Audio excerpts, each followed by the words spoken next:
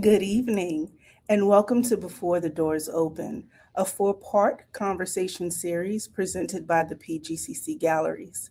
This is session two, which focuses on art careers and the many paths that exist beyond what we traditionally imagine. This series is designed to illuminate the labor, ethics, and decision making that shape exhibitions long before the doors open to the public.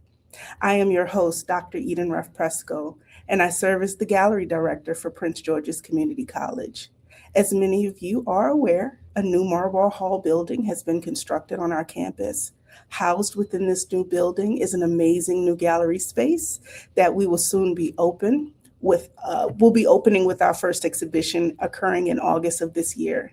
Since this is a relatively new territory for our college, I designed this series to explore various aspects of museum and gallery experiences that are invaluable to artists and viewers, from students to faculty, and to those of us with an appreciation for visual art. I'm truly excited to introduce someone whose work shows what it means to move fluidly between art, education, and social impact. Rée, also known as the interdisciplinarian, is a social impact producer whose career brings together visual storytelling, filmmaking, and global education. She holds a BA in fine art with a focus on visual storytelling and an MFA in filmmaking with a concentration in creative producing. What makes her journey especially powerful is that it isn't confined to one lane.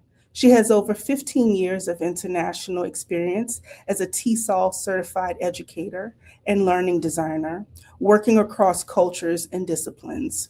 Rée develops and produces interdisciplinary media projects for impact driven startups, nonprofits, and independent creators.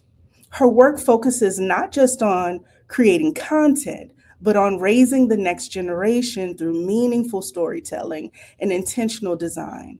Some of her recent projects include directing a series of videos for the Walters Art Museum, collaborating on the design of a social marketing campaign for Johns Hopkins Hospital, redesigning the website for an NGO that operates in over 40 countries, and producing short films that have screened at film festivals across the United States. She is currently based in Baltimore and is developing a documentary series inspired by her podcast, Homeroom, which is an independent research project that reimagines education systems that prioritize collaboration over competition. Rée's work really shows how creativity can live at the intersection of art, storytelling, education, and community impact. And that is exactly what tonight's session is about. Please join me in welcoming Rée. Hi. Hi, Rée. That was such a kind introduction. Well, it's you. It's all you. I'm all red now. Thank you for having me. Okay, thank you for being here. Next, I'm really excited to introduce Ralston Cyrus, who is a graduate of Howard University, HU, and has spent more than 25 years working in design, specifically in user experience and software product design. But alongside that career, he has always maintained a deeply personal artistic practice centered on portrait and figurative work. Over the past decade, his work has been exhibited throughout the DMV and along the East Coast, including solo exhibitions in Washington, D.C. and Rockville, Maryland, as well as group exhibitions in Atlanta and Miami during Art Basel. What I find especially compelling about Ralston's work is its quiet honesty. His drawings and paintings focus on still, introspective moments that really invite viewers to slow down and reflect. I'm really looking forward to this conversation because his journey speaks directly to how art careers evolve, how people navigate creative pivots, and how artists stay connected to their voice, even while working in other fields. Please join me in welcoming Ralston Cyrus. Yes, You're not going to give me the you know? I did it in the background. I think you had me on mute. Thank you, Cyrus. That's a great intro. I love it. Thank you so much. Okay, tonight's conversation, Art Careers Start Here. It's centered on something many of our students are actively thinking about. What does it really mean to build a life in the arts? We often encounter the myth of the straight path that artists declare major around perhaps a specific medium or starting out. You know, at the age of 18, follow it with no interruption and sort of arrive at success in a linear way.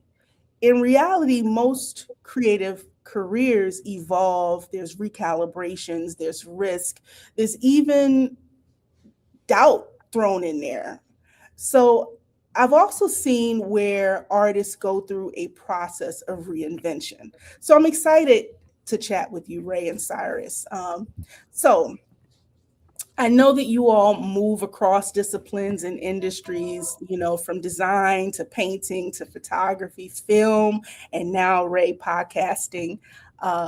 What I would like to know, I'm going to ask you questions about your cultures, your family, and changes with technology that may have impacted, your journey. I also want to remind our audience to drop a comment or questions in the chat. Let us know your experiences. Okay. So I'm going to start with you, Ray. When you first started out, we could go back to high school, but Oh, we could, when you were starting out, yeah. what did you think your career would look like? That is a really good question.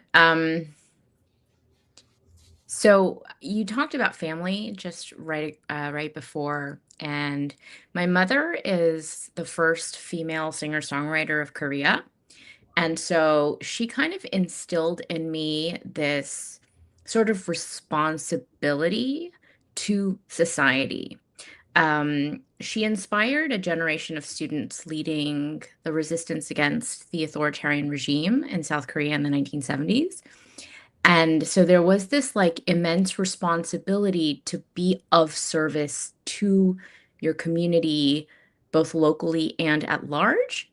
And so in my family, there was this like expectation that you're not just living your life for yourself, you're living it on behalf of everybody who is connected to you.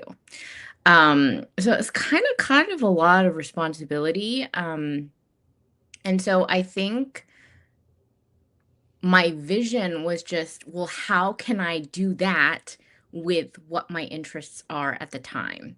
And it was really dictated a lot by what I was celebrated for in school. And so, English and art were like sort of the two classes that I did well in because the other classes I didn't do so well in. Um, and also leadership. And so I thought that somehow I would be a creative and offer a creative voice or creative service in whatever capacity that I was thrown into, while in like the background thinking, okay, well, what kind of career exists for me outside when I get into the real world? And it's kind of related to what this series is focusing on. So I guess that's kind of what I was looking ahead towards. Thank you for the question. So initially, when you were finishing high school and decided to go to college, it was your goal to be an artist, correct? Yes, more or less. I feel like that was the only path where I received positive reinforcement or Mhm. validation that, like, I think my mother pulled me aside when I told her I was going to major in art, and she was like, "Yeah, that's really the only path you can do." Like, so that's kind of the expectation. And then also, so yeah, I don't know if it was so much of an internal pull more than like an external shaping. Okay. Okay. Cyrus, what did you think your career would look like? Oh, man. Okay. So as a child, from as early as I can remember, I loved drawing. I used to kind of like hang out in front of the TV and like, Saturday morning cartoons or the weekday afternoon cartoons after school. And I would just draw and try to match, my standards with what I saw on TV. So I just drew a lot. I went to a private school. I used to draw flip cartoons in the Bible workbooks. So got in trouble with that. But I used to just draw, and I always saw myself deep inside. Um, I wanted to just grow up to be like a comic book artist or an illustrator or an animator. So I just love drawing people in motion at times too. But my parents, I'm a first generation American. My parents come from that Caribbean background where they come to the States to seek this in this land of opportunity and make create a setting for that their kids can elevate from. Um, they basically saw what I was doing as like a hobby, and so it created that dichotomy that I is still with me to this day. Um, so long story short, I entered Howard as an accountant major, just like my dad. Picture that. Um, and I made it to my sophomore year before I think my body just shut down. And I, um, let's just say it was one of those moments, or the first of many moments, where I think the universe just made me face myself. Um, and I was doing music at the time. So I took some time from school and did this starving artist thing somewhat, but I just resolved to come back and finish my major, but not in accounting. So that's when I changed it to a major called electronic studio at Howard.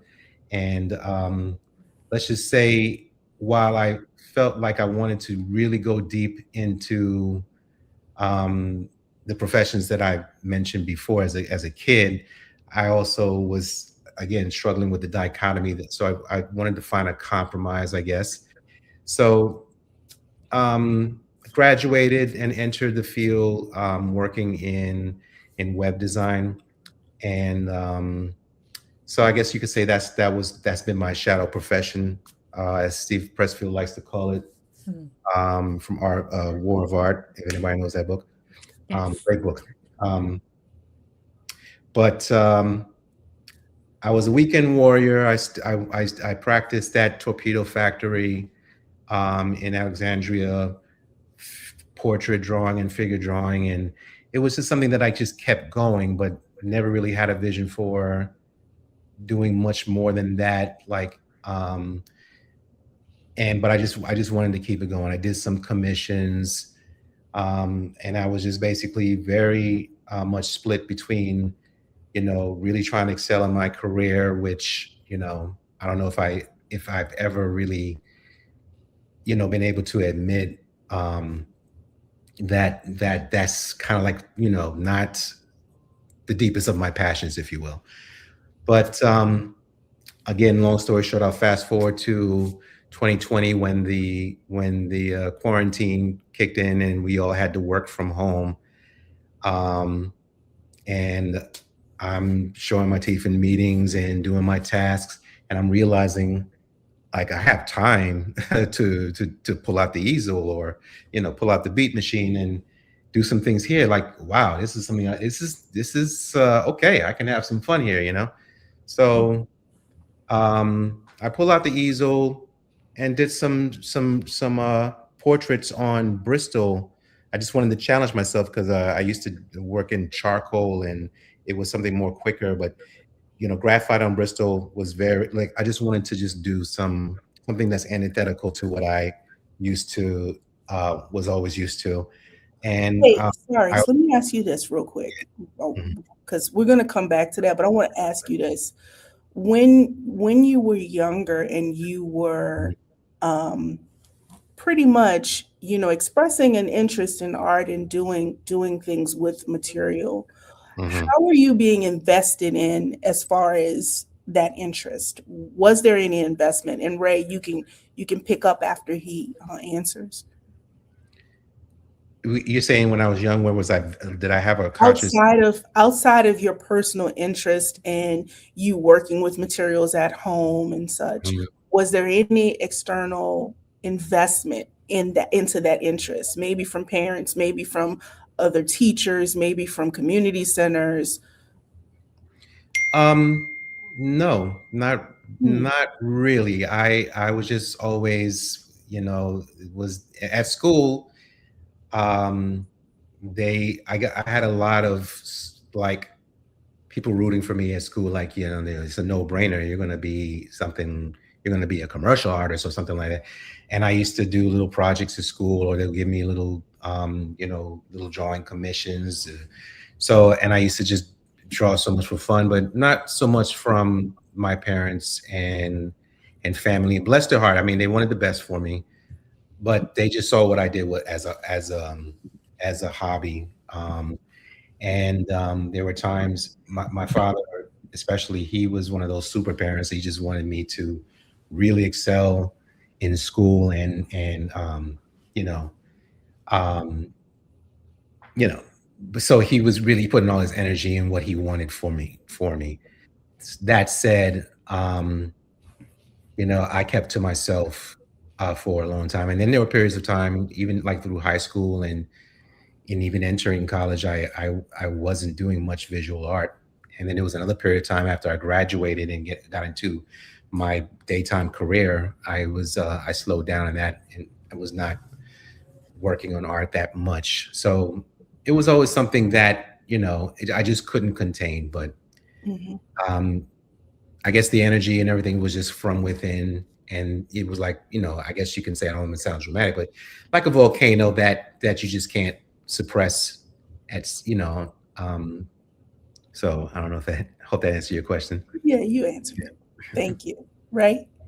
Yeah, I mean, that's actually like bringing up a lot of memories for me as well. Mhm. I think I didn't receive like the commissions that Ralston did, or like or like really big like thoughts from my peers or teachers saying that I'll be a successful commercial artist. But I did receive the messaging that my art meant something, that I was able to communicate what I was thinking in my mind, and I was able to channel them outward.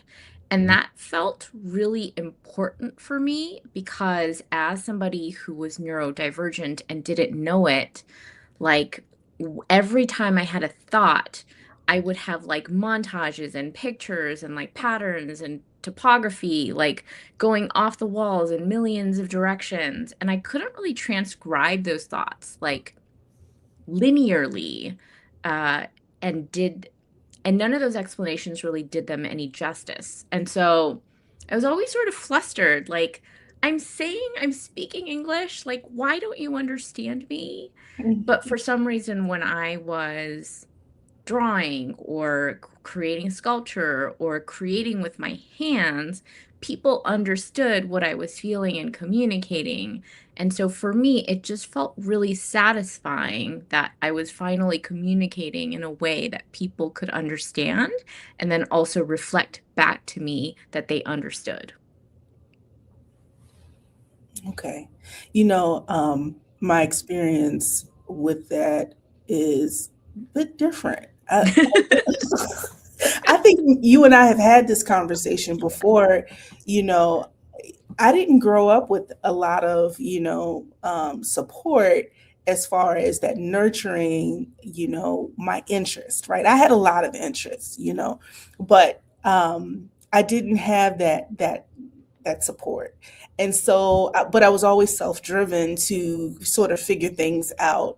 We didn't, I think a lot of students who are taking art in high school and middle school now have, better experiences with art Mm. programs, right? Because I think we were still doing coloring Xerox papers in art and thought we were doing something. I was practicing drawing Minnie Mouse all the time and thought I was doing something, and I was because I had my own Yeah. greeting card business, so I was doing pretty good. But but as far as really delving into fine art and sort of Yeah. building my capacity to be a creative, Mhm. that didn't happen until college. Mm. And so really I had to attend a local college, take those fundamental courses the first year, and Mhm. then create a portfolio. Because in high school, I didn't have a portfolio. And Mhm. then take that portfolio and then apply it to Howard University. So that's how I had to do it and transfer to Howard. And so those primary years, I think of, just always having that interest, like, Cyrus mentioned, but never having anyone to sort of feed it Mm. and allow it to grow. And so I think, like you mentioned, you used the analogy of a bursting, right? Like you had to sort of Volcano. Mhm. you can't contain it. When you are meant to be a creative, it is very Mm. difficult to contain it, despite whatever supports you may or may not get.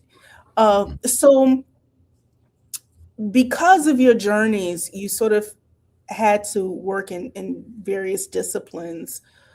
Do you feel like in some ways it's intentional that, Mm. because I find that I'm also working in multiple disciplines and it just feels natural to do so? Mhm. Cyrus. You want to take that? I was like, deflect. Mm, um, that's a good question. Um, I'll say this. Because right now, like I'm in this mode. I'm trying not to get in this mode. Like if I were to do this all again, you know what I mean? Mm. If I knew then what I know now. However, I'm grateful for my life. Our experiences bring us to who we are today. Mhm. As someone who, I mean, as a fellow neurodivergent, we have to temper multitasking and juggling different things in life with focus. And I if I were to do it again, I let me just say I would want to focus on my passions, Mm. but it I didn't have the confidence. I was, and again, it was just engineered in within me as a kid. It just was what it was, and it just stuck with me through life. So even that right now, with all the wonderful feedback that I'm getting from these breakthroughs, that are more recent than anything, Mm. I still need that reassurance. I still need to kind of be told, like, I'll get feedback. So um, I'm still doing it all. I still have my day job, and I'm just working. So it's just a life. I get up every day, and I'm grateful that I'm looking forward to things to do and things to create and goals to accomplish and tasks to finish. So that's the grunt of it. Mm. Um, so, uh, is any feedback on that, or is that's your question? Well, can I actually take over? Yeah. So I also have the same like disclaimer. Like I am very thankful for the way that I've lived my life, but Mhm. looking backward makes a lot more sense than when I was looking ahead at the Mhm. future. Um, and I wanted to say, like, you know, I've so I've been working on my artist statement. I haven't touched it in a while, and I sat down to write it. And I think what the first thing that came out was, oh, I realized I am not a medium specific artist. Mm, I am a very subject specific artist, and I've been very interested in my entire life has been about education system. And I think it has been interesting to me, particularly because as who didn't know I was divergent, I didn't think that the education system was designed for people like me, like us.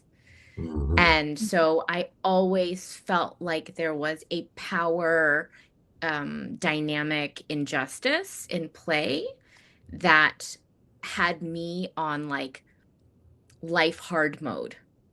And like I knew that I was intelligent, I just mm, wasn't intelligent the right way. mm, And so, like, I've always been exploring power dynamics within intelligence and then the design of the systems that engineer that kind of power imbalance.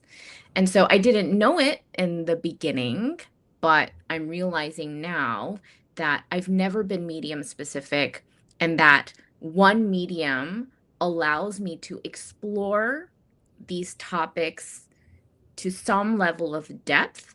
But then when I get closer to the root of the problem, I have to move on to solve now the newly exposed predecessor of the problem. So then I have to move on to a medium that better speaks to that. And so I think it's not accidental that I became a conversation designer or that I was interested in teaching English, which is like, languages carry culture. And so the culture of the patriarchy in English, right? The mhm. culture of colonialism, like I spent like 20 years kind of studying it and deconstructing it so that I can teach it to others. Mm. And so now I have a handle on how do we actually engineer discourse. And so now I feel like I'm moving into something else, like podcasting, like you said earlier. So, speaking to the moving, right? What did you have to unlearn in order to pivot successfully? You want to take that one first? Or Oh, What did you have to unlearn in order to do these pivots? um, hmm. What did I have to unlearn? Well, I have to unlearn. Um, Again, I think if anything, it's. I I always believed it on a conscious level. So I think everything that I had to let go or unlearn was in a subconscious level. Like I knew um, that hey, I can do this art thing, and I can support myself if I were to go in with both feet. I've always kind of knew that on at some capacity, but on a deeper level, I think I'm still to this day still trying to let go of that fear and all the rationalizations that come into that play, you know. And So right now, I'm unlearning anything that I believe can keep me from that, you know. Even like my age right now, you know, and the way that I upkeep my health, I'm doing it all so that I can, you know, continue to do the artwork. I'm kind of feel like I'm making up for lost time in my early adulthood. Everybody still there? Yes, we're here. So yeah, it's re-engineering, recalibrating, letting go things that don't work for me, and facing and moving past fears, unlearning. Yeah, this is a part of that. Unlearning things that I've long been indoctrinated in, or but I already knew this. I knew things for a long time, and I had come to read certain like books, like there's this Japanese concept called ikigai, which is a convergence of everything, your interests, what serving community, to find your purpose in life. And I was like, man, if I knew that when I came to age, I'd be like, no, Dad, I want to do this. But yeah, But we um, know what we know when we know it. right, right. So again, it was, and I appreciated, actually experiencing, taking the wrong turns back there, if you will, right, and then finding my way back, and you really appreciate on a deeper level. So yeah, it's a hero's journey in a way. It's a continuous self development, self mastery, um, moment by moment, facing what you need to do instead of putting it off. Neurodivergence, procrastinate. So yeah, Wait, Ralston, do you know, or which name do you prefer, it's Ralston or fine. You Cyrus? can call me Cyrus. Okay, Cyrus. Yeah. Have you heard of the interest-based nervous system? Interest-based nervous system. I feel like I've heard it in passing. Yeah. Okay. So like they talk a lot like when we talk about strategies to address like neurodivergence, some of the things that I've seen in writing before, it's like people who are neurodivergent have an interest-based nervous system. And so Mhm. they have to pursue their curiosity, and they have to pursue their passions. And like I think when you were talking about like ikigai and all the like, what are you good at? What do you like? What do people need from you? Like what makes money? Like when all of those paths converge, I feel like that's when we feel the most fulfilled. And I think it matters most, or not most, it matters to everybody. But I think Mhm. particularly those who are neurodivergent. And so, Yeah. um, so like going back to your question, Dr. Eden, like the idea of what I had to unlearn. Mhm. This is such a big question. Um, It is. but right? Yeah. But I think Cyrus, earlier you're talking about like disconnection, and I feel like our education systems, which is a pipeline that leads into the economy, succeeds because it has successfully disconnected us from our needs and our interests and our curiosities. Mm.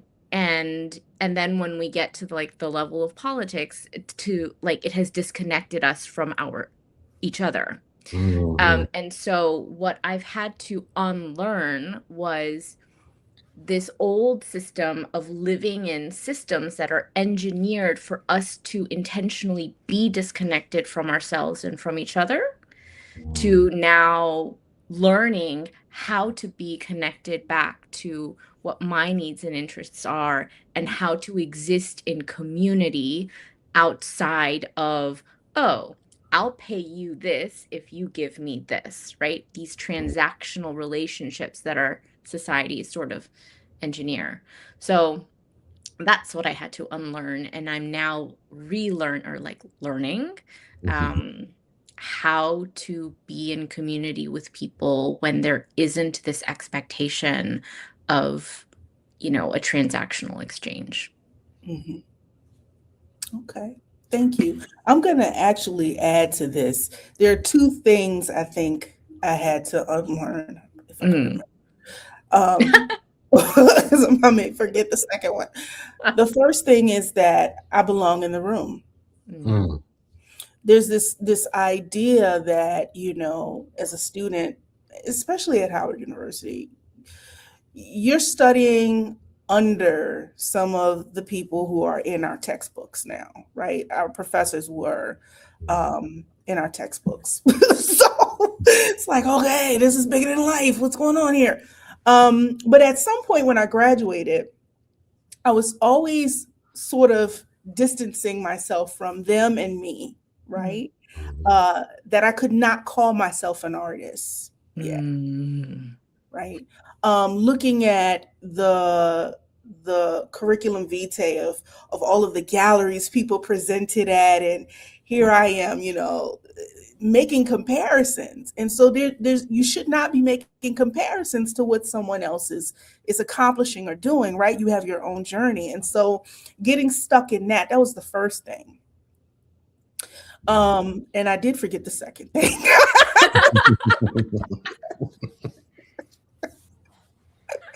Always happens. I'll come back to it. Rée, you have a question in the chat. Miss It's Rée, gonna pop up. Miss Rée, while being in school and being an undiagnosed neurodivergent, how were you able to navigate through that and express what you wanted people to know through art? Oh, this is such a good question. I was hoping nobody would ask me this. Um, well, particularly because it's hard to answer and it's so personal for everybody going through it. And I think this umbrella term of neurodivergence, like, it kind of eliminates all of the nuances between the types of neurodivergences there are. And so, like, I love this question. Thank you for asking.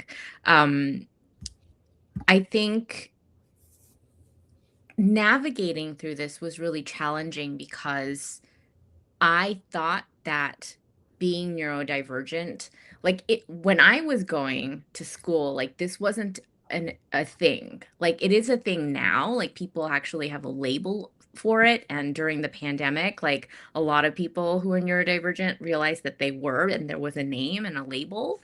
But I think at the time, there was no label. So I grew up thinking like I was different. There was something wrong with me, and that I was useless, and that I was worthless, and that everything I did had little value to the world and to the economy and to society.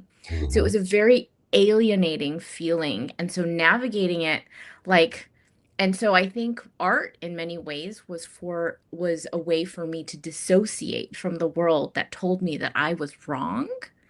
And it allowed me to have physical, tangible proof that, something in my world, that I could coexist with something that I grew from my own internal world. And I want to kind of analogize this with some people who have families when they're like really young, because they've had to leave a toxic family that didn't that wouldn't accept them for who they were, and so they have a child just so they could have somebody that they could call family. And so I feel like for me, I was externalizing my internal worlds just to prove to myself that what I am thinking and how I'm thinking is valid. And so it was an incredibly challenging period. And it wasn't until I became a mom 4 years ago that I started really intense therapy. And like also got my diagnosis, my official diagnosis. And that I learned strategies and read a lot and learned about brain science and how my brain works, and created a manual for what I need, like what strategies and people and relationships, and like even the foods, like what foods I need to regulate my system, how much water I need to drink. So like people call it adulting now, but I needed like a serious dose of it because I was battling all of these other hidden challenges that I had hidden from people for so long. And so I don't know if that fully answers this question, but thank you for asking it and giving me space to answer it. So I appreciate your vulnerability and for sharing that. Thank you. Thank you. Yeah, it definitely spoke to me. Oh, Because, and I wanted to ask you too, you were using, first of all, you're using the term neurodivergence. I mean, I think you were hit with the term like you have ADHD, right? And I don't like that term. yeah. What we have is this very special superpower, if you will, and we don't have a problem. We just don't react to things that we're just not interested in, and I've never properly admitted to myself, when I had to really sit down in front of the computer and do this task at my day job that I ultimately, I mean, I've never, again, to my upbringing, I never was just, I could not face it, the way that I wanted to in retrospect right now, you know what I'm saying? So it, so I thought something was wrong with me. You know what I'm saying? I thought, oh, I can't concentrate. It's and that. I took this little test. It's like, oh man, I got it. This and that. Of course. And Yeah. then they're giving you these drugs or whatever to help you do things you don't want to do. Mm-hmm. And yeah, I didn't take these meds to do my art. That was something sacred about it, something deep within me. And I wanted to ask you how in touch you were with your inner compass, because I mean, there were times in my life, I mean, that I just kind of succumbed to the adversity and all the forms that it came, and I just wasn't doing it. I was just basically living my life away from, the art, if you will, right? So it's really something that I'm actually facing now, really late in the game. Well, let me not say that, but where I am, in the game, it just feels late. But again, I'm grateful. I just wanted to ask, like, how in touch you were with your inner child, your inner truth, to, you know, um, just kind of brave through the adversity that you experienced in life. Um, yeah. It's a really good question. Also, another really hard Mm, question. But immediately what comes to mind, well, first of all, I want to go back to what you said about like ADHD and how it's like not properly named. yeah. I think they call it like attention deficit Hyperactive. disorder, Yeah. Mhm. hyperactivity disorder. But like how we understand ADHD in our society's vernacular right now is that Mhm. it's under a medical model, that there is something wrong with you. But Right. when we look at like, well, what's the control? Like, who are you comparing me against? Yes. Um, and if we look at the standards of this is what is considered normal, it kind of goes back to what I was talking about, the disconnection. It's we've engineered a matrix that says you just need to follow all of the laws and the environments that we've designed for you to follow. And anybody who falls outside of the ability to do those things or to survive in this environment, we're going to label as disabled, neurodivergent, or sick, or incapable in some kind of way, or worthless. And when I trace it back, it's all about living in this.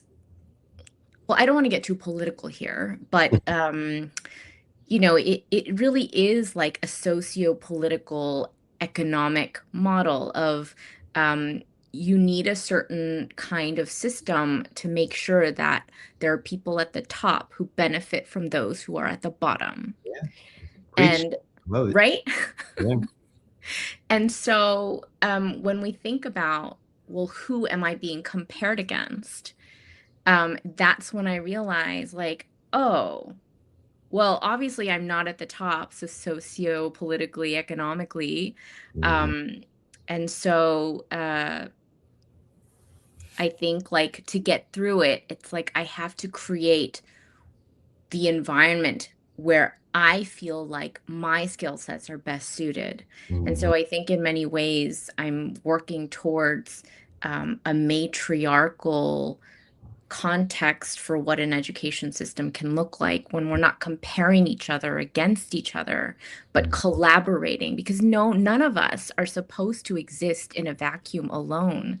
We're Mhm. supposed to depend on each other because we have complementary and supplementary skill sets. Mhm. So So when you were mentioning, all of the different labels that sort of that are placed on people because their brain thinks and processes differently, I Mhm. think when I think about a lot of the artists that we appreciate, there's often a story about the way that they either performed in school or their communication style, got labeled something else. And so um, we find that a lot of creatives find their voice in their practice, right? Because of the different ways that they process, their ability to process information, which that's where their genius lies for me.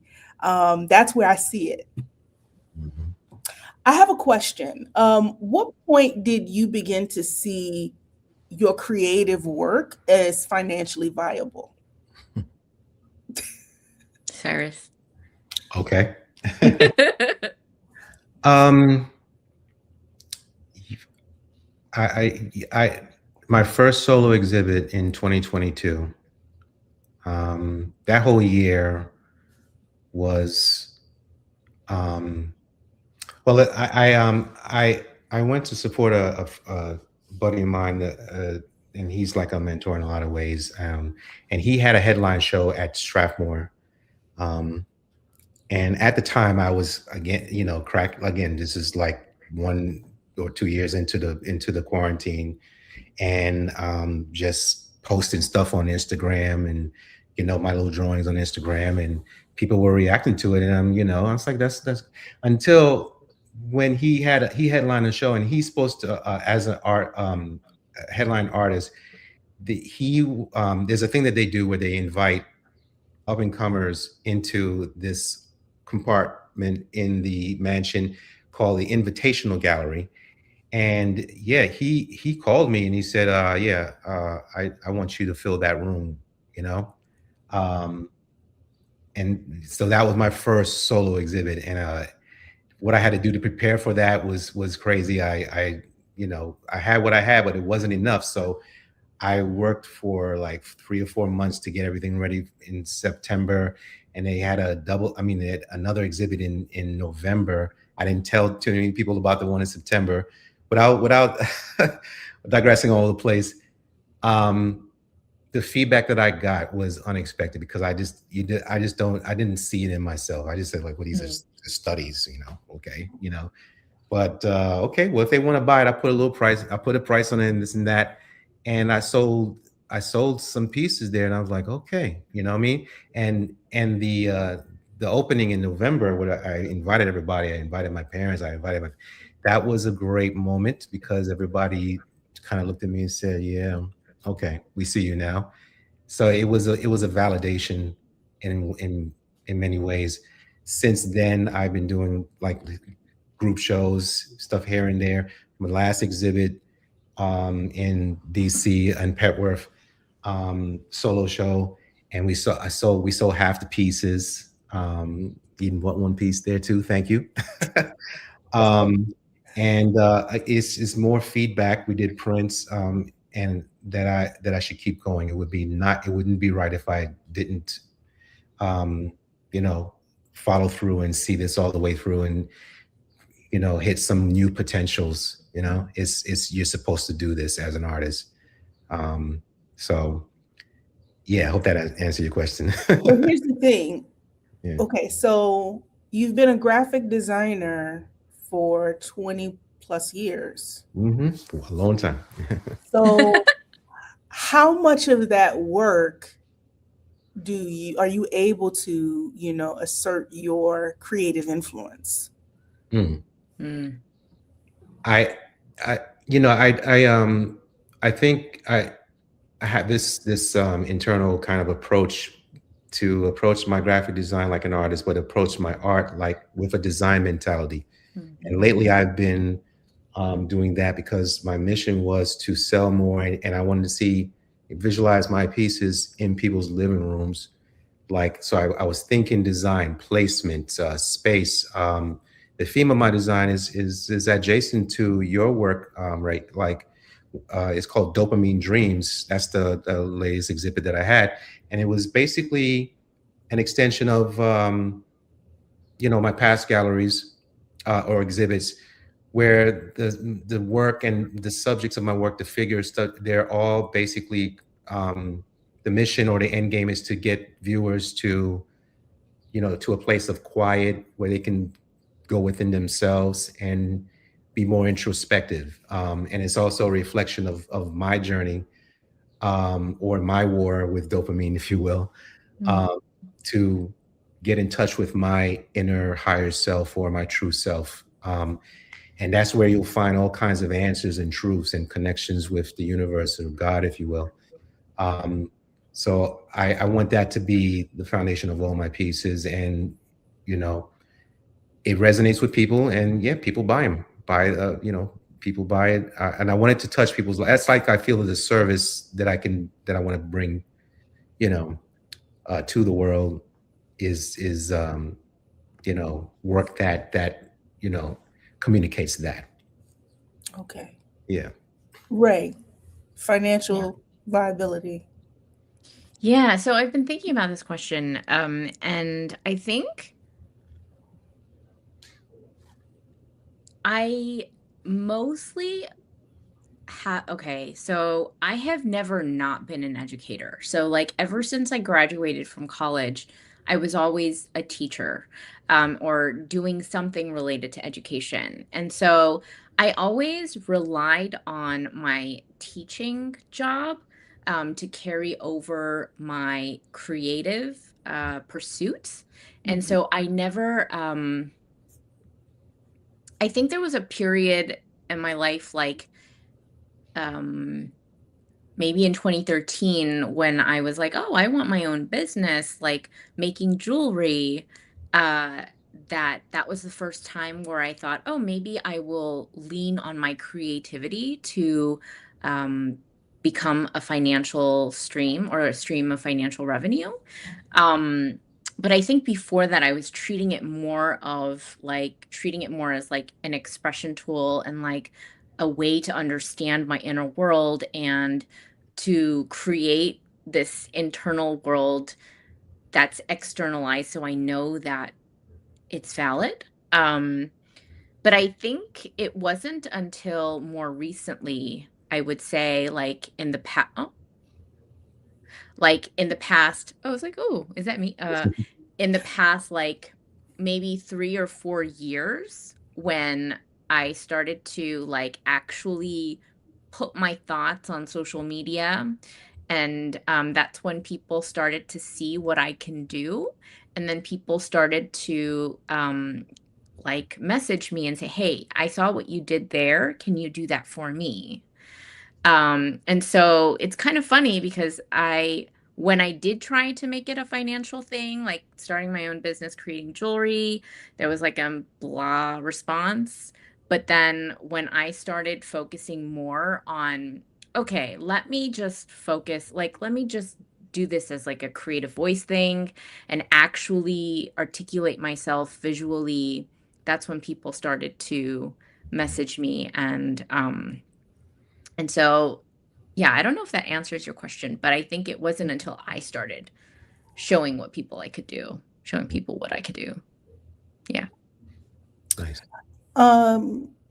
I think I remember now what I wanted to share earlier. Oh, yay. Yeah, I think Cyrus and I have talked about this. It was a comment that was stated to me because I'm always doing something. So, for instance, when I was in high school, I told you I had my own greeting card business. Yeah. I also I also made praline candy. So I would get up at 5 in the morning and make a batch of praline candy and sell that in school. And then I was cutting hair and perming and finger waving. I had a hustle. Always had multiple hustles. So when I got to college, here I am doing multiple things again. Yeah. I was working at a early learning center teaching art, and then I was doing poetry and dabbling in music, and then showing out in what I thought I was doing, my expressive voice, my morbid thoughts into my art. And I had a classmate say to me, Eden, it's how did he frame it? Um, to be a jack of all trades and a master at none. Mm, And it stuck with me. It stuck with me for a very long time because I felt like, wait, am I not supposed to be able to do multiple things and be good at multiple things? And I realized I'm just good at multiple things, right? And it took me a while to release the idea that I had to be fixed in something, right? mhm, That I am able to do all the things and I can incorporate and overlap and do all the things, right? So this there is no rule books to any of this. As far as your careers are concerned, you can do whatever it is you want to do. Mhm. The Dr. Floyd Coleman said to me, "Well, Eden, you won't starve." And I said, I'm not comfortable with that. What? So my ideas have been okay. Well, what brings me this idea of completion? Mhm. What fills me up? And so I've just sort of did all the things continually, right? If I want to, I did catering, loved it, but I didn't like the business side. mhm, And so now I'm at a place where a lot of those things are sort of folded into this role, Mhm. and it brings me joy to do that. Um, so I want to, Ray, go to the video that you shared. Could you share with the audience what it's about before we play it? yeah. So this actually is sort of like the story, a short story that I think encapsulates what I've been learning throughout my life about why I felt so inferior, and how I plan um, to hopefully not let people in the future, the next generation, feel the same way that I had. Okay.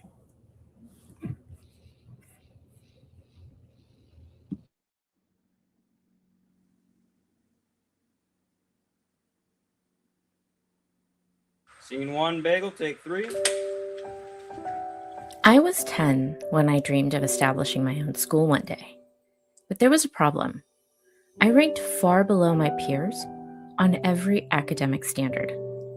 To fix this, I spent the next few years reading dry texts and completing endless worksheets. My grades improved a little bit, but in my brain, nothing changed. My thoughts still exploded into images and patterns, and I couldn't transcribe them into words fast enough. Decades later, while researching why my brain works so differently than everyone else's, I came across the word neurodivergent for the first time.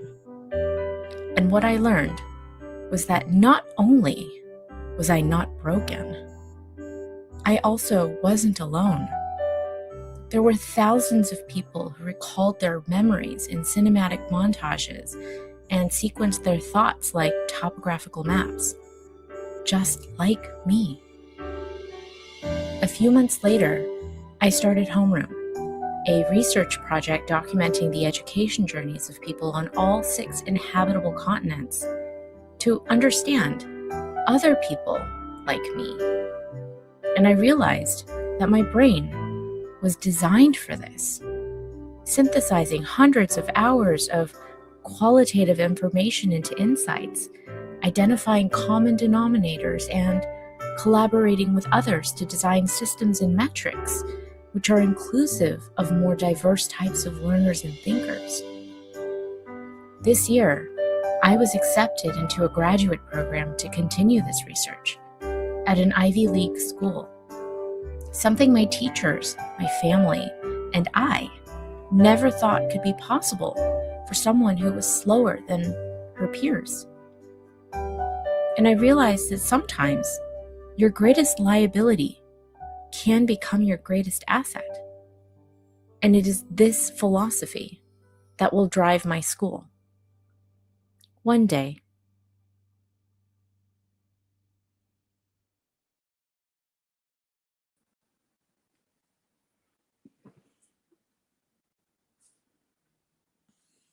Oh, I think you're muted.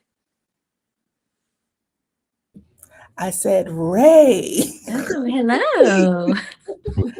tell us about this work.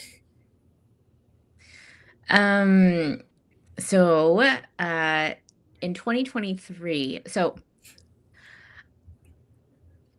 remember earlier I was talking to you about the loud machine that's going to enter my house? Yes. That's happening now. Okay. Or at least Okay. in a few minutes, but you might get a little sound effect here. But just I wanted to share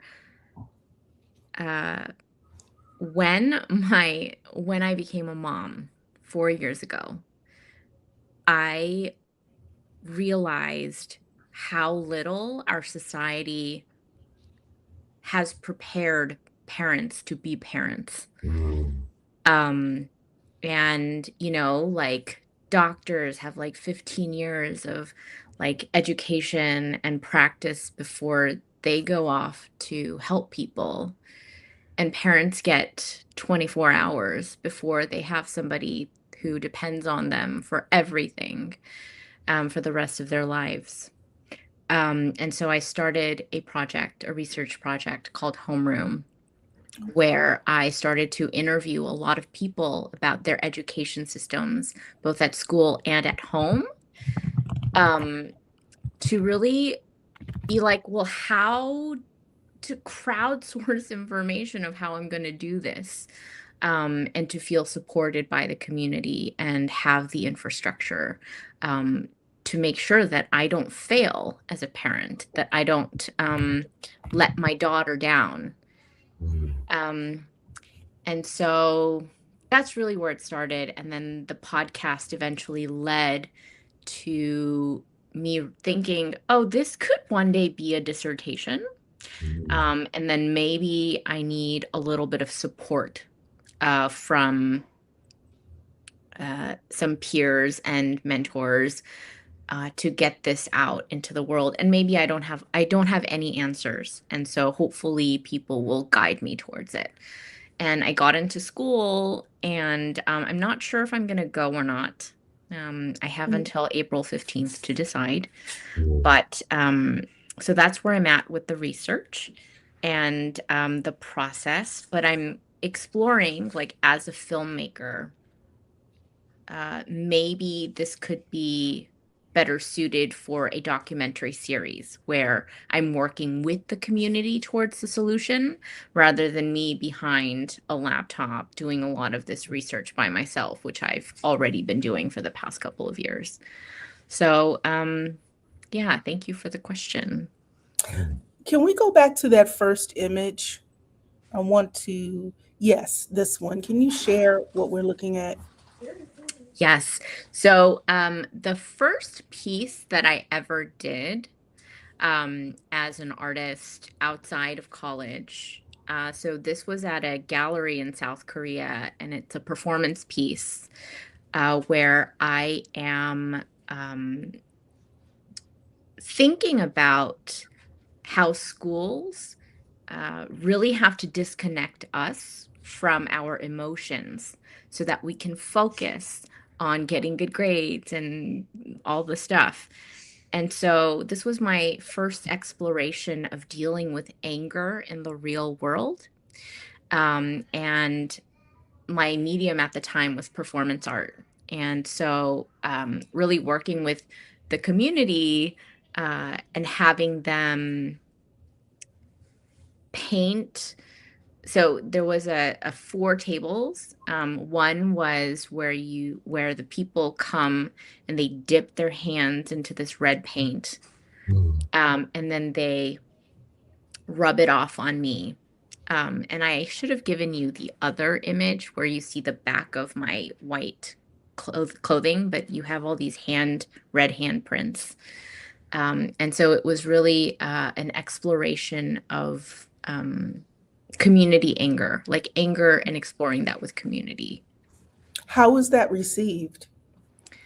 So, so where I perform this, it's a small island in South Korea called Jeju, and they don't have a lot of performance art pieces. And so, and the gallery owner there is quite popular. And so it got really a lot of attention, like especially with the foreign community. And they were like, oh, they were like comparing me to Yoko Ono. And I was like, no, no, no. Like, it's just because you don't have a lot of performance artists here. But yeah, so it was really well received. But like there were a lot of like newspaper articles that kind of came out, and I kind of got like some people asking, oh, this is very different from what we're used to seeing in art like galleries. And the response was sort of, oh, the participant is part of the art. Like that was odd for the community. And they weren't used to that because especially in Korea, like a lot of things are top down. Like if an artist's work is in the gallery, it's like the artist is the leader and we are just the receivers. So it was very different. And so like knowing for like, so I actually had some plants in the gallery and I was like, I'm pretty sure nobody's going to come and do the thing. So if like in 5 minutes nobody comes up, you start. And so for them to realize that they were part of the piece was new. Okay. So many students struggle with explaining creative ambitions to their families. We've touched upon this just a little bit, right? You spoke about your parents. Did you experience hesitation or concern from your parents about pursuing the actual art career?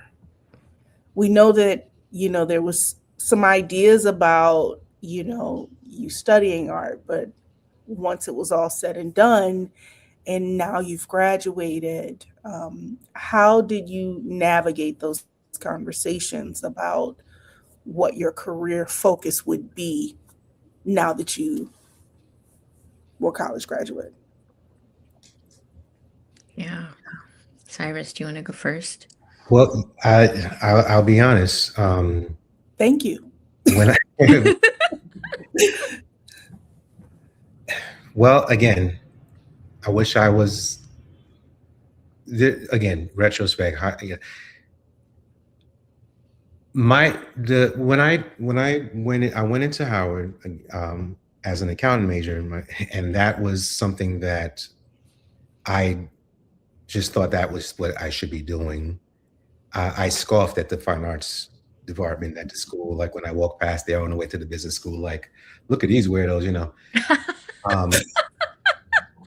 But then again, even though I wasn't in touch with my inner truth, my body, if I physiologically in my sophomore year, I just couldn't get out of bed.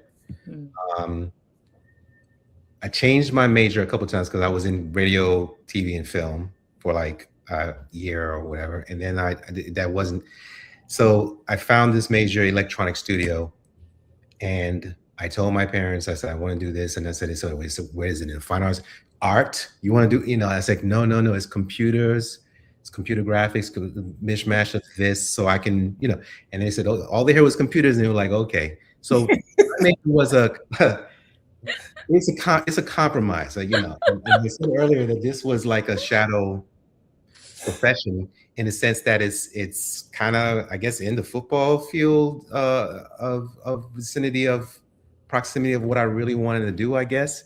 I mean, I get to be creative, but I'm working in these scale interfaces all over. I'm not complaining, but that's what it was. But I'm just trying to say that my career was a compromise. It was something that I wanted to, again, part of me wanted to just please everyone around me or do what society expects and not really go in what I really wanted to do.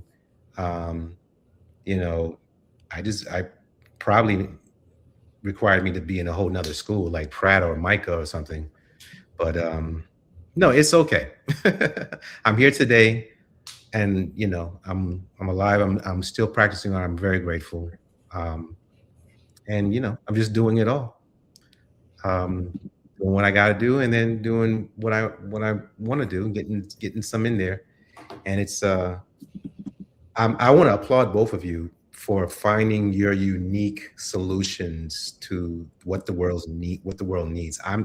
I can't say I'm doing that. I'm just living two separate lives at once, like putting 200% in everything. No But judgment, no that's the comparisons. way it Yeah, is for you though. And the thing is that that is also good. Yeah. sure, That sure. is also You good, are you are right? reassuring of that whole thing. I'm not weird, or I'm not split, or I'm not troubled or mixed up.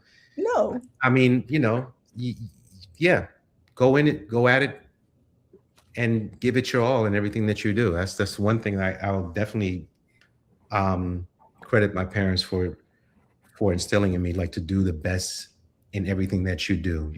right. Um, And I became an art educator because of two people.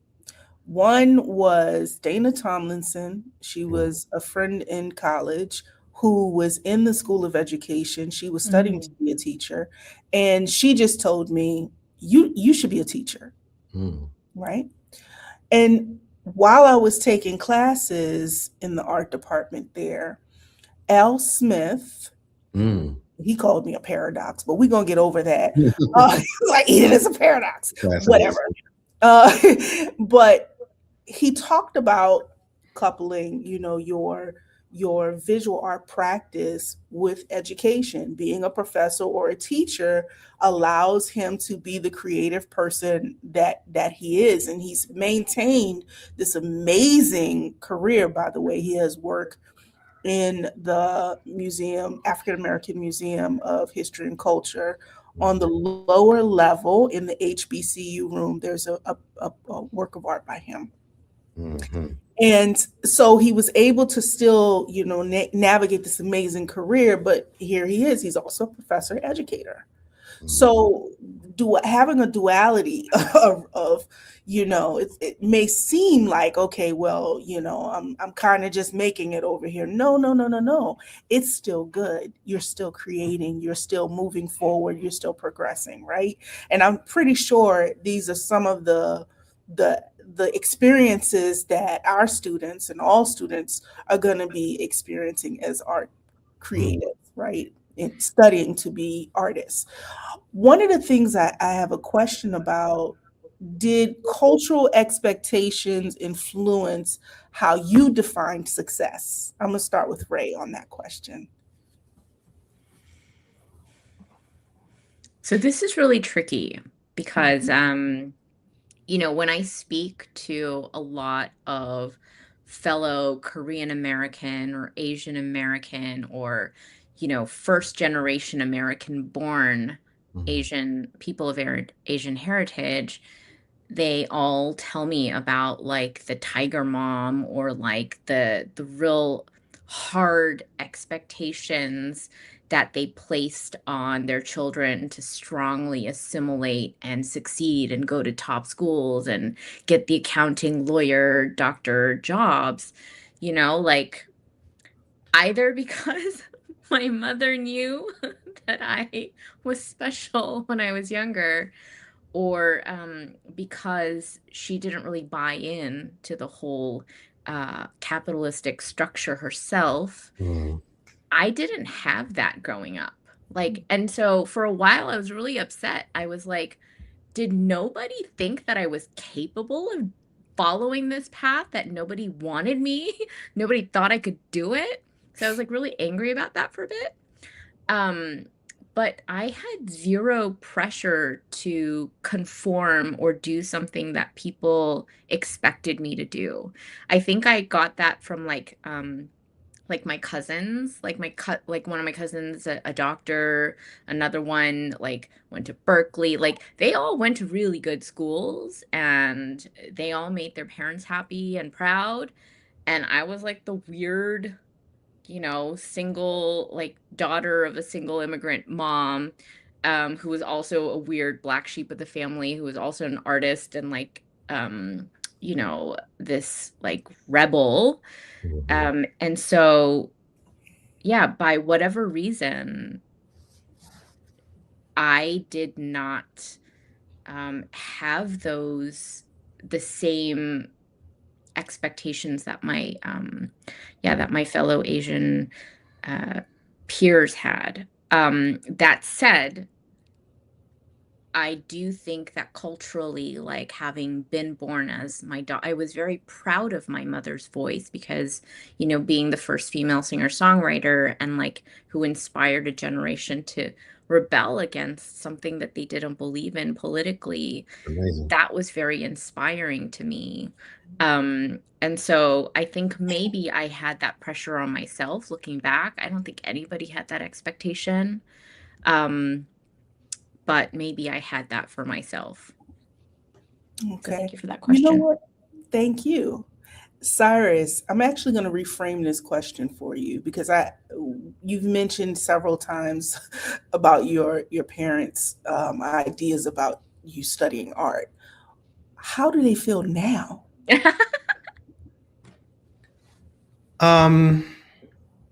Well, they're in their my father's in his golden years. My mother passed in 24, but she when that my that solo show in Strathmore um was a validation. So they you can our parents are proud. That's one thing that we can definitely say. So they don't have to. They're not going to be verbal about it or say things like, "Oh man, which." No, you can see it in their face, and they saw someone. They saw someone who just stuck with what he wanted to do while he was trying to satisfy everything else, and I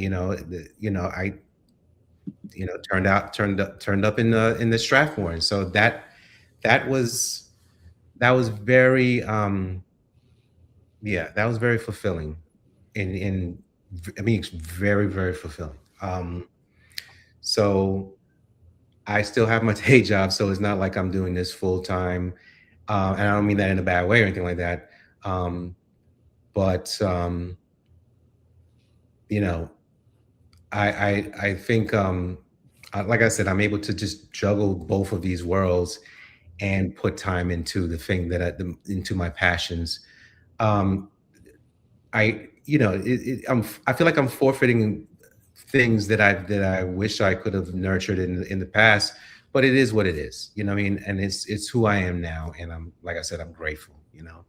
So yeah, and the supports that I had from my family, my sisters were supportive. I have a little sister that, she grew up with me most of my childhood, and then but she always knew who I was, and she was always rooting um, for me, and they all root for me now. You know what I mean? In a lot of ways. So it's a certain kind of peace that, yeah, I'm truly grateful for. So. Thank you. I actually want to turn to a video clip I saw on IG this morning. A friend of mine sent it to me. It's a clip of Crystal Williams, who is the president of Rhode Island School of Design. Can we pull that clip, please?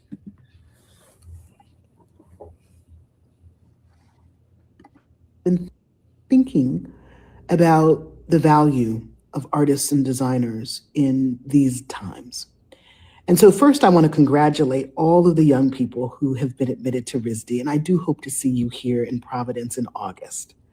But more broadly, this question about our value and what it is that we do is an important one. I think it's particularly important now. And in fact, I had a group of students over last week, and one of whom asked me about this. And what I said to that young person are a few things, but among them, what we do as artists and designers, we illuminate, we inspire, and we enable the human project.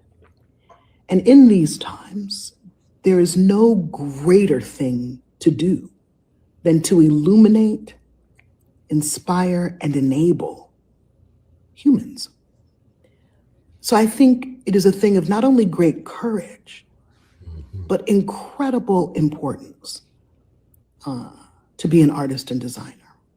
So I want to say thank you to every single creative who has said yes to that small voice that has proposed a way forward in the arts. Our community is vast and it is essential. And so I am awestruck by not only our impact, but the necessity of us. Without artists and designers, the world is a bleak place. And so, congratulations, young people. Congratulations, old people. Congratulations, every single creative on the planet. Yes. I'm just really thankful for all of you. And I hope that you will celebrate with me these young creatives who are on the path to finding a way forward. All right, that's it for me. I'm off to work now. Sorry for the bad video. Bye. So, what I'm thinking is this whole discussion around the viability of our careers, right? I have students, I mean, I've been teaching for 25 years, and I have students who are brilliant. You can see that mind, you can see it in the classroom, not the ones who, it's okay, I'm good at drawing, but it's those students who are good at drawing or good at a skill or good at building, that artistic voice that just comes out and it's like, whoo, wow, you should be doing this. And they may have parents at home who say, no, you need to be an engineer. You need to be, we are still perpetuating these same narratives, right? And so when I look at that video, it touches me from the president. So what are your thoughts on this? Right? Or Cyrus? Cyrus? okay. I want to piggyback to the rise of AI. Oh, I was going to come to that. I want to piggyback on what she's saying. Now more than ever, do what is true to you if as an artist, because there's going to be a demand for it. What Rée is doing, that's people work, and people are coming out to see people, while everything else on these Black mirrors is going into some dark dimension where they just I don't know what's going on there, but I don't know why the stuff that I'm seeing there it's amazing, but it's dead. It's lifeless. It's not real. So humans want stuff from humans. They're right there. That was a major driver in because I have an anxiety about what I do, and I think in my career and how AI would affect that. And I mean, we going through what we went through last year, we made it through all the Doge cuts, and I'm still employed there, but it's still like a concern. But the other side of me wants to go in the opposite direction and do more traditional art. And last year was a tough year, but it ended well on a personal level, despite everything that was going on in DC and in the country, in the news. It's very bewildering, it's confusing, it's chaotic, it's scary. But for some reason, I was compelled to want to do more raw traditional art and get it directly to the senses of the audience. And I still feel that way right now, now more than ever. So, yeah. Rée?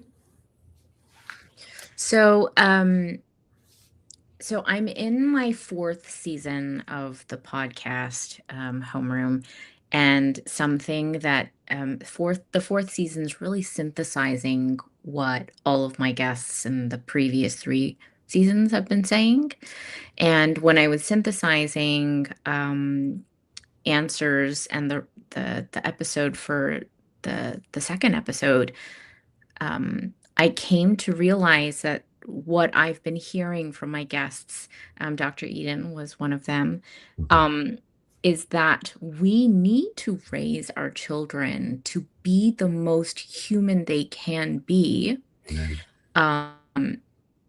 if we're going to have any chance of preparing them for the future.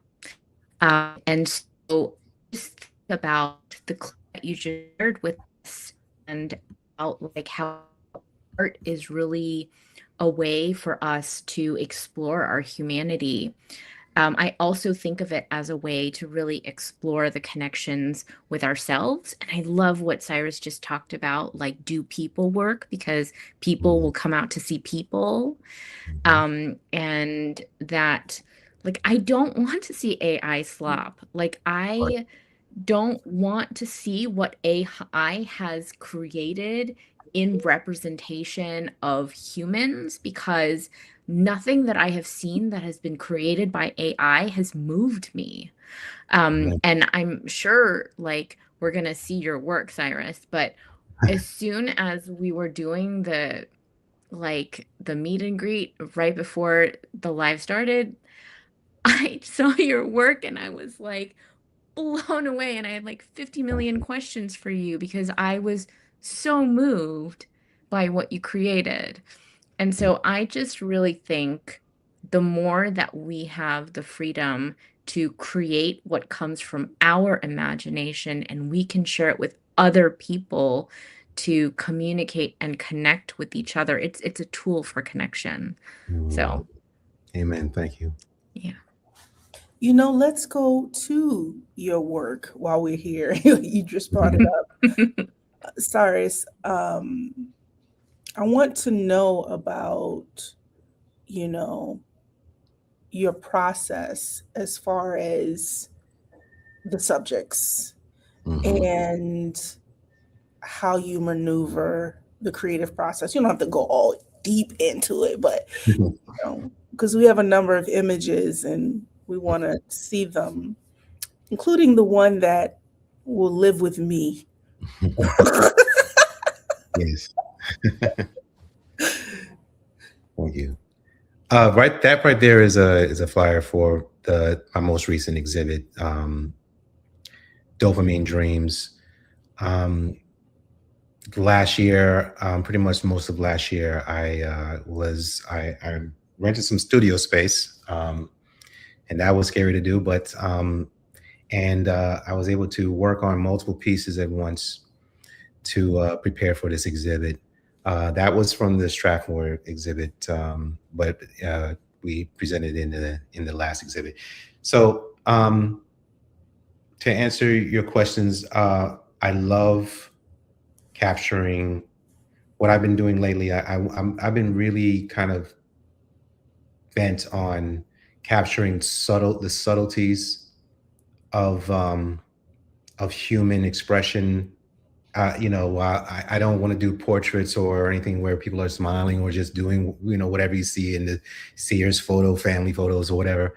But I like going into finding the subtleties of human character and expression. And again, like I said before, the end game is to kind of pull the viewer into looking what's deeper, what's there. So subtle facial expressions, colors, placement. In this case here, the one that you got, Eden, lots of they're placed in backgrounds where there's like lots of space and imbalanced space to show like that deepness and void. So there's a lot going on as far as placement of my subjects in their environments. And again, it's to draw you in and to kind of balance capturing representative detail of a subject as well as working in incorporating like abstract energy, astral kinds of movement in the background and in this, as it intertwines with the subject. So I have several voices here in several styles. I'm still, I think I'm just embracing all of them as I'm developing, something that I guess I will be known best for. But yeah. One of the things I think needs to be clearly stated for especially for students who may be watching, this is not computer generated artwork. So can we please explain, this is oil, what are the materials that you've used, considering that everybody's doing AI and everybody's thinking everything is computer generated. So. Yes, thank you for that. So this right here is elder in a cloth, I believe, and that's graphite on Bristol. I found this was found photography that I just wanted to capture in a different way and put my own mark on it. His eyes were really, really deep, and it just showed something there that compels me to really embrace the importance of our elders and ancestors, right? So I emphasized that core part of his face, and I kind of de-emphasized his scarf and the top of his head, and I just wanted to kind of bring him out of the paper that way. So that's that piece. That's a self-portrait. That's not important. That is Nina Simone. When I found the photograph of her, I wanted to, it just gave me Orisha vibes, like, the title of the piece is Nina's Yemeya. And it goes without saying how deep and gritty and uncompromising she was. And she was a force. I wanted to like layer the blue aqua textures, not just behind her, but through her. And that's what kind of what I built from there, the Yemeya, which is a water goddess in Yoruban culture. She was part of a series where I wanted to spotlight the artists that moved me, that I guess were more or less unsung by, the general public. So I did pieces of Minnie Riperton, Roy Ayers, who passed recently last year, Gil Scott-Heron, Quincy Jones. I did a piece of D'Angelo. So I wanted to really capture the people. I really love music, so I had their music playing in the background, it was a big driver in creating these pieces. So yeah. That's a piece I did earlier last year that was part of a group exhibit, and that got sold. But this was where I wanted to, this is mixed media. So it started with, matte graphite, but it went into inks and gouaches, and I was layering. This is what I also did for the Nina Simone one. I built the Nina Simone off of this concept. So I just wanted to continue it. But this is lots of layering and lots of development. I wanted it to kind of come out of the page, but I also wanted the background to really be like, have some depth in the background, if that makes sense. And this is oil on wood panel. This is part of a series that my curator for the last show, she called it Refracted Light. And it was 3 pieces. I think you'll see the other one in a second here. You saw it in the flyer. But I wanted my subjects to be in deep dark backgrounds, and they're in the backgrounds, but they're some light is shining on them from, like in this case, the windowsill.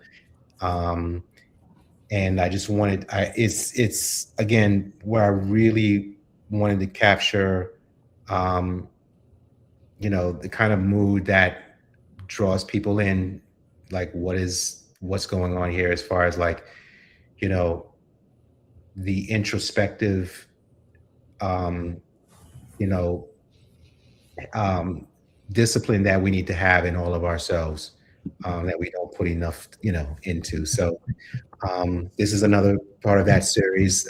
Here, it's called Through the Willow. So originally, where you see light kind of showing through, like a willow tree or some foliage, but got aquatic. So I just kind of like let it create itself in here. But yeah, that's also oil and wood panel, and it's a kind of a larger piece. It's like 40 by 60 inches, I think. So These are so amazing, Cyrus. thank you, thank you so much. The one right before this, I can't stop looking at it. Well, Yeah. this one too, but they're just so beautiful. Like, I am so curious how you actually construct the images, because they're very realistic. Like, the proportion is so on point. But just like the way that you use like the colors, you can see like the textures. I'm so curious about like the actual process that you like. How do you look like? I think you mentioned earlier that some of them were like found photographs, and so I'm curious like that process of like transferring your source of inspiration to your medium and like your canvas. I'm so curious about that, if you have anything to share. Yeah, it starts with what I see in the subject, and I get it from like all kinds of sources. So, and I work from live models too. That's the best, best source. So, however, we don't have that luxury all the time.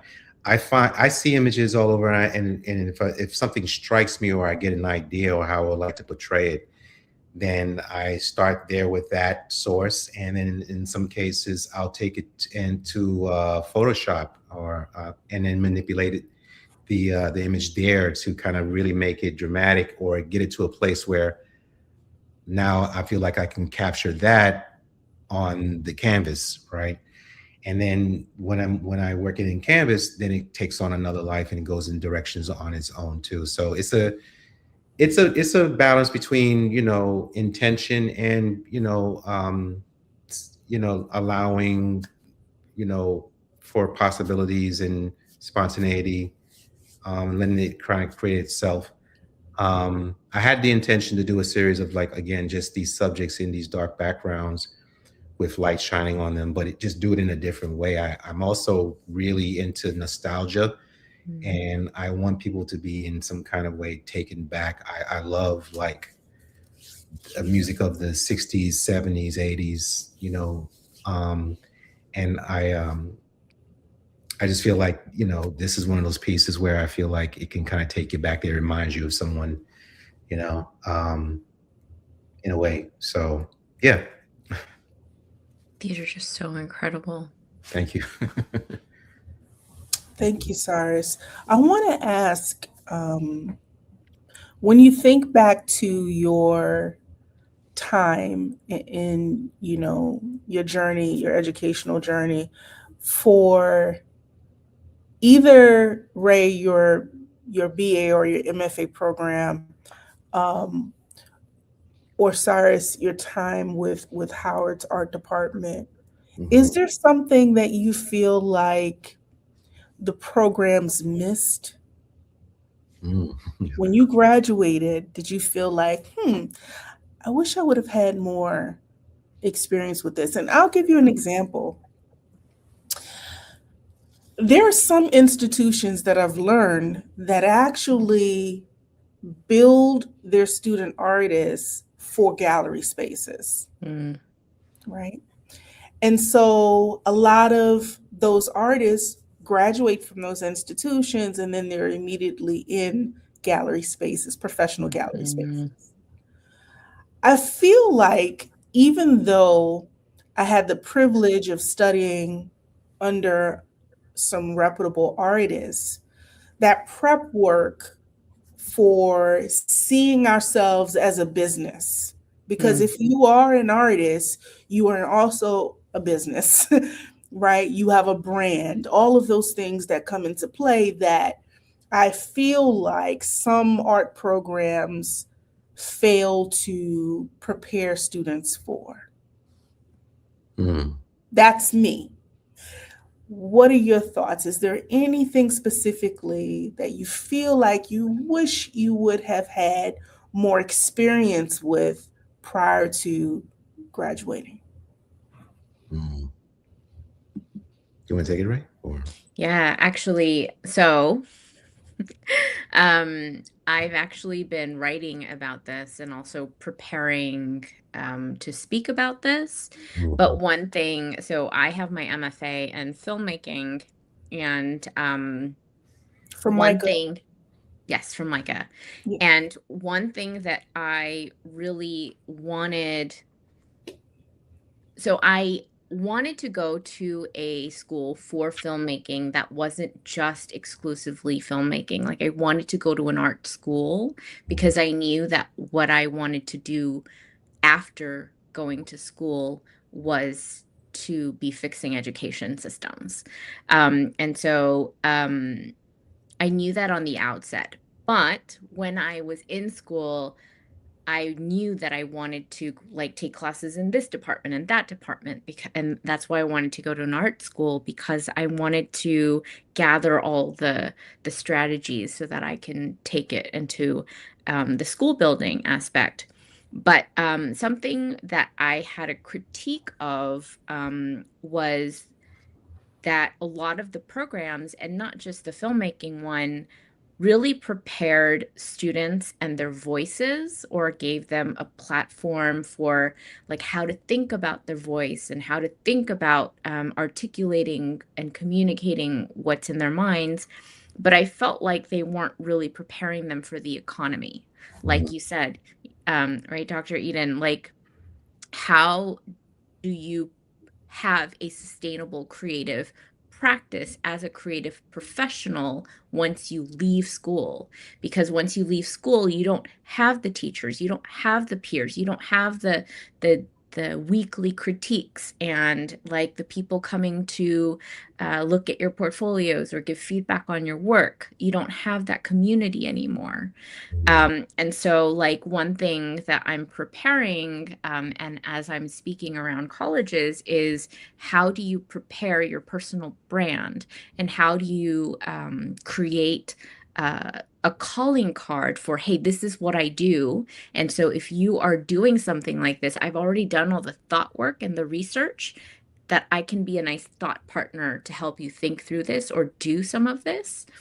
And so I think, to answer that question more succinctly, I wish that art programs helped you create the community and the community systems for you to exist in a creative professional network while you are in school, so that Right. as soon as you leave, there is no break. You don't have to find anything by yourself. It's already there, and it's a nice pipeline. Right. Thank you. Thank you. Cyrus, any thoughts on that? Again, I applaud you two for really having a firm grip on your interests and and all these different areas that you've converged into what you bring to the table, what you give to the world. I think, and I know students are, for all the students that are listening here. I think there's one thing that really is really important when you're going into any school. You have to know what you want. You have to know, I mean, like at some point you have to, right? At some point, you're in college and you're going to be graduating within a few years. At some point you have to have a clear idea of what you want, which I didn't. I think what I was doing when I had changed my major to what I graduated in Howard, which again I I discovered a lot of things. I got back in touch with a lot of things in the class. My favorite classes: the fundamental design, traditional art, figure drawing. Um, I had some great professors that really got me back in touch with myself in certain ways that I didn't even realize um, until like later in life. Um, but if I really knew myself, I'd probably be in Micah. You know what I mean? Uh, Mhm. doing animation or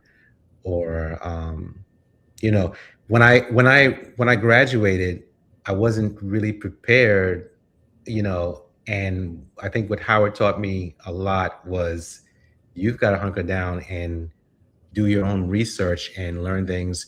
So, I mean, over the summer, I stayed with a buddy in Falls Church, and I worked on my website portfolio. And I was learning more stuff there than I learned, my senior year at Howard. I hate to admit that, but um, I could have easily said, "Man," and been eyeing, you know, a pencil artist in at Marvel, and worked for that. You know what I mean? And really work for And where would I be now? So again, really know and get in touch with and with resolve what you want to do, what you want to be, and don't be afraid to go in it, and go hard. I think that's the key. Mhm. So yeah. I wanted to ask you real quickly. I heard you use the word traditional two times. Mhm. And so traditional art could look different culturally from Mhm. different vantage points. What do you mean by traditional? Well, at Electron Studio, we were doing lots of stuff with computers and all that, but we were also um, doing fundamental classes in two-dimensional design, three-dimensional design. We had to use, Bristol inks, markers. I had a figure drawing class. I remember the professor Del Popolo, and Oh, she was wonderful. And we were drawing figure. I was using charcoal and acrylics. So, you know, my major was heavily engaged in the digital art world, design and stuff like that. But, you know, I got lots of fundamental, um, grounding in the traditional art and traditional disciplines, which it's something that I've embraced. It's always a part of me to this day, the importance of, you know, going to the paper, going to an actual canvas rather than, going, rendering designs on a computer, which is, that's my day job, but I've always gone back to the source, going back to foundation of what this is all about. And I think we're gonna, like I said, in with the rise of everything that's unfolding in the world today, I'm compelled to want to do that now more than ever. So yeah. okay. Mhm. So I'm wondering, is there anything that you would share with students, maybe other creatives? Any feedback on,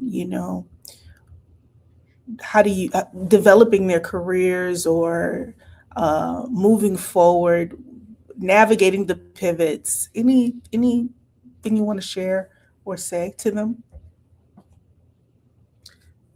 uh, I would say, well, I have a thought in my head.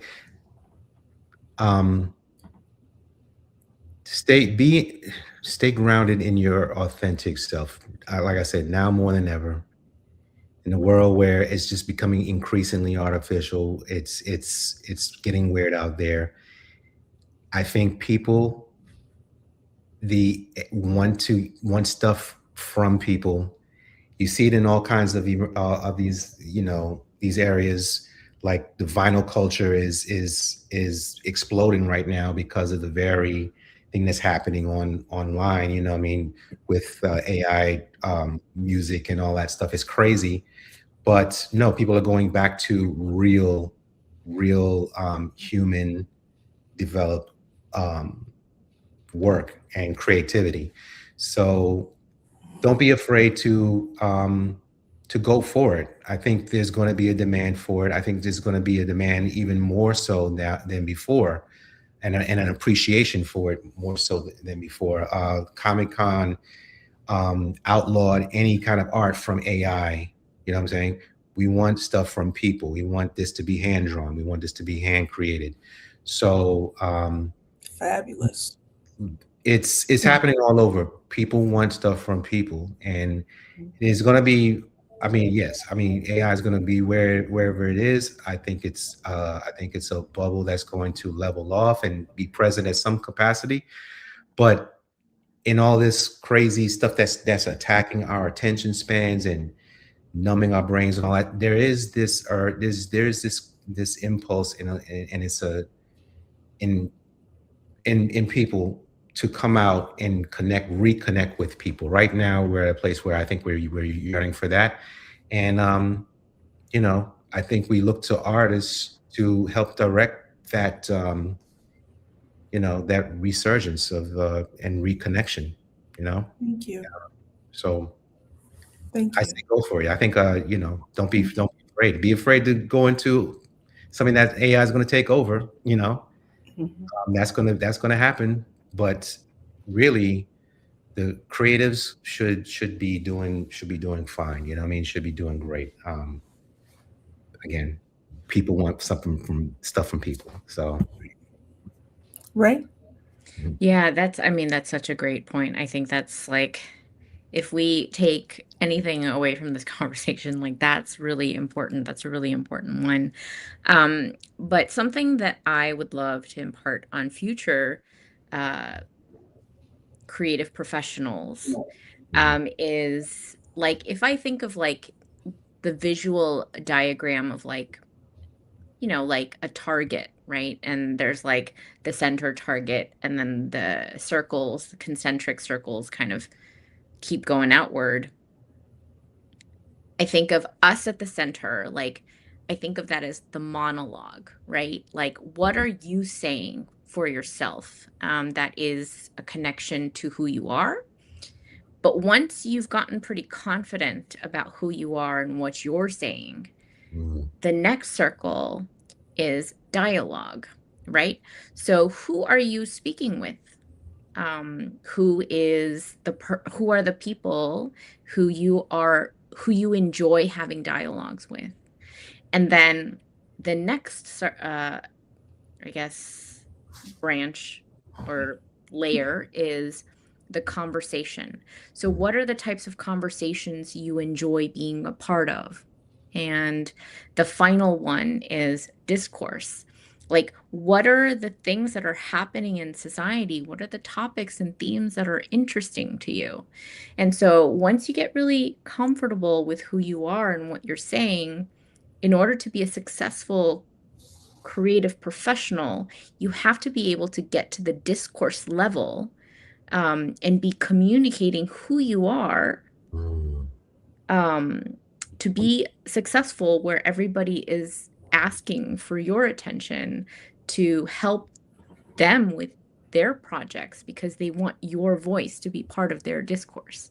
mhm, So don't just think about the monologue of what you're saying, but to also now eventually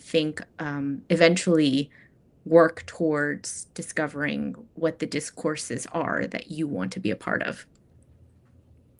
Thank you for that. I also want to point to a comment that's in the chat. And it says, where did it go? create the art. I saw it. I don't know. Where did it? Create to create, buyers will come. That's one perspective. That's important. Just to be creative and do what you're called to do, what you're driven to do.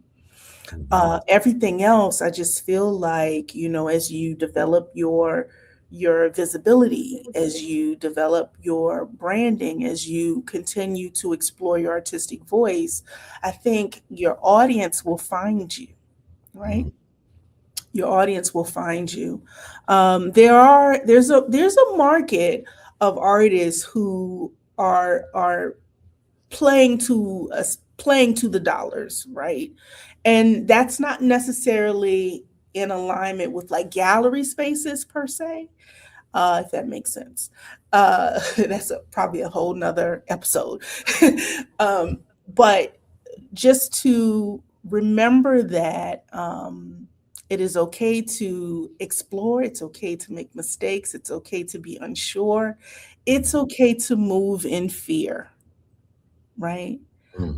To be vulnerable as an artist, the most successful artists that I see and know, they are vulnerable, right? To the point where they do receive criticism for that vulnerability, for their honesty, for their perspectives. And I just say you're probably doing it right if you're getting that level of criticism.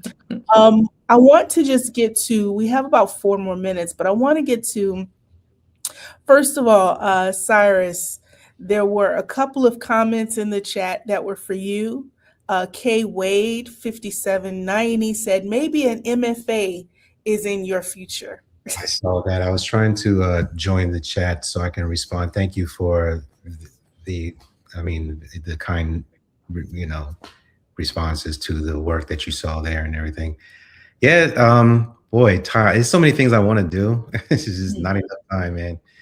I really, like I said, I keep saying to you, you guys are really good at working all these things together and synthesizing it into, your to your life purpose. And so yeah, let's see. Yeah, let's see. I think this year I'm going to be working on more stuff and producing more things and seeing what opens up. And yeah, we're never going to stop learning. Life is a continuous lesson. It doesn't end in this life. I believe it's going to continue into future lives, just as it has in the past. So yeah, yeah, and this is a great discussion. I'm really, yeah, it's very therapeutic in a way. I So have a question here from Sergey Burrows. Who do you entrust to read your artist bio and statement prior to release? Sergey, send it to me. I'll read it. Is there anyone you're trusting with your steps and your processes as your career continues to unfold? Oh, wait, can I answer this? Just Yes. because it's very relevant. The other day, I emailed Dr. Eden. I was like, this is my artist statement at the moment. What do you think? And I think the entrusting part is really hard because on the one hand, you don't know, how do I say this? Not all feedback is created equal. And so I think there needs to be a lot of internal boundaries that you set inside of yourself to be like, whose feedback matters most to me? And so I've gotten to a point where I now know whose feedback I trust. And I know who's going to tell me the truth in a way that I know that they care about my best interests. So yeah, Dr. Eden, I sent it to her. But yeah, there are people that you should have in your life that you feel like have your best interests in mind. So I but feel like also whose creative voice you trust. Yeah, Cyrus.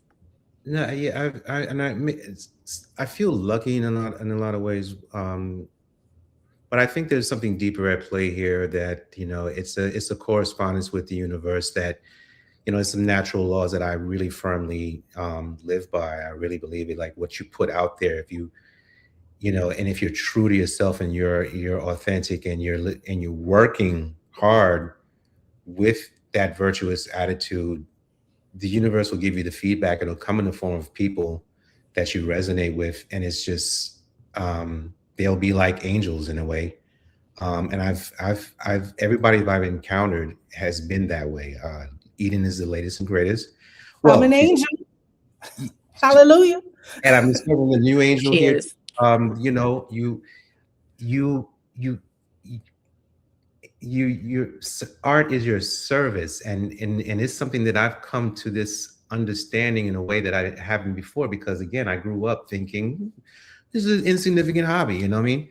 And how can this really benefit people? But no, I've seen and done things that were more. I've had moments doing art for people or engaging in art, and sharing it with people that were more meaningful, just those moments than years in my day job, So I'm just grateful that, even with, my life being somewhat split in certain ways, I'm still fortunate to experience things. I mean, and really say, this is what it's all about. Is something to live for, and something that gets me up and keeps me going. And I'm happy that I can say that now. Still. I appreciate that. Yeah. I appreciate that, and I appreciate both of you for joining me this evening for this conversation. Thank you both for your honesty and your insight. What I hope students take from tonight is that careers in the arts are rarely linear, but they are possible. They require adaptability, discipline, courage, and an understanding that creativity itself can evolve. Art careers don't begin after college. They begin in spaces like this, in conversation, in experimentation, in risk. And was that y'all telling me to? Okay. Join us next time for session 3, which will take place April 16th. And we will be in the gallery. I'm going to share some updates about the Marlborough Hall Gallery. I look forward to seeing you then. Have a good night. Thank you. Wonderful. Thank you.